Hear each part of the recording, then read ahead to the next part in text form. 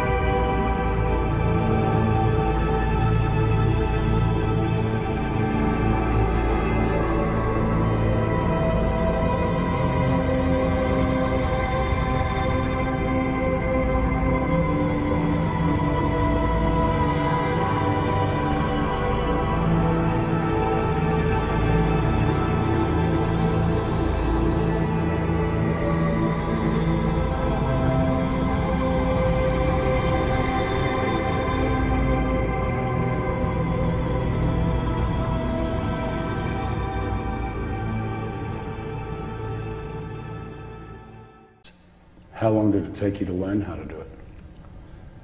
It took me about 6 months before I was at the point where I could start doing Solomon's magic with a goetic mirror. And it's a form of worship? Yes, it is. It's my way of worshiping God. We see the pagan gods and goddesses as personifications of forces of nature. And so we have a whole plethora of entities, and even down into the elements, where we have the gnomes and the earth, and we have the sylphs in the air, and we have the undines in the water, and then we have the salamanders in the fire. So we personify all of the elements and everything. We have a little entity of some kind or another, or a big entity for everything. Solomonic ceremonial magic basically can be broken down into two divisions. The invocation of the angels, the holy angels, to protect you and inspire you and fill you with the power of God. And then, when you've got that mastered, then you set up the dark mirror and the triangle, and then you go for what some people would refer to as the demons. But you use that angelic power that you've already acquired through the crystal ball in the center of the circle and on the altar, and you've got the power of those angels to control the demons that you evoke. You evoke them out of your deep mind. And so Solomonic magic, all the way from back in the Middle Ages, can be broken down into those two facets. Tell me the procedure we're going to go through tonight, just what you're going to do, what we're going to see. What you're going to see is the evocation stage of Solomon's magic. This is the advanced stage after you have gone through the series of angelic invocations, which we're not going to specifically do tonight. They've already been done. We've got the angels already inside us and on our side, but we are going to invoke those angels with a pentagram ritual. Mike's going to do that, Father Solomon. He's going to invoke the angels of the pentagram ritual. Then I'm going to open up the psychic centers, because we are, as far as I know, we are the only lodge in the West that has a full operating system of chakras. We have all the planets and the spheres of the Kabbalistic tree of life right in one straight line. So we operate that way. So we're going to have a ritual after Mike does his pentagram ritual and establishes these four angels that we're talking about and gets them to protect us and cast the circle. Then I'm going to open up the particular sphere that we're working in, the lunar sphere. Then from there we're going to go on up to the sphere of Jupiter. And then we're going to circumambulate around the circle, the magic circle, clockwise, sunwise. And then we're going to get on that mirror, and Mike is going to be staring into the mirror, and I'm going to sit behind him as the magus, and I'm going to conjure, and he will go into a trance. We'll both be in a trance, actually. Before I'll ever do an operation, I usually know what spirit I'm going to do. And my mindset will already begin to be geared towards that spirit, and I'll already be interacting with the energies of that spirit.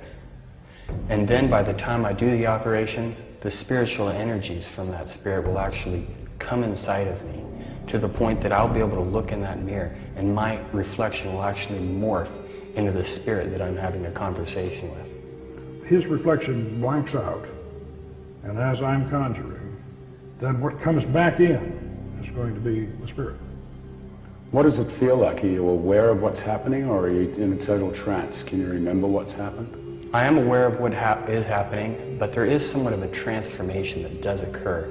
So what's inside of me isn't really what's me speaking. It's these ideas that are pouring through me from a foreign energy. And these foreign energies will begin to express themselves in their own unique ways that I'll eventually realize are not my own thoughts. When we videotaped the actual summoning of the spirit in the temple, there were no rehearsals and no retakes.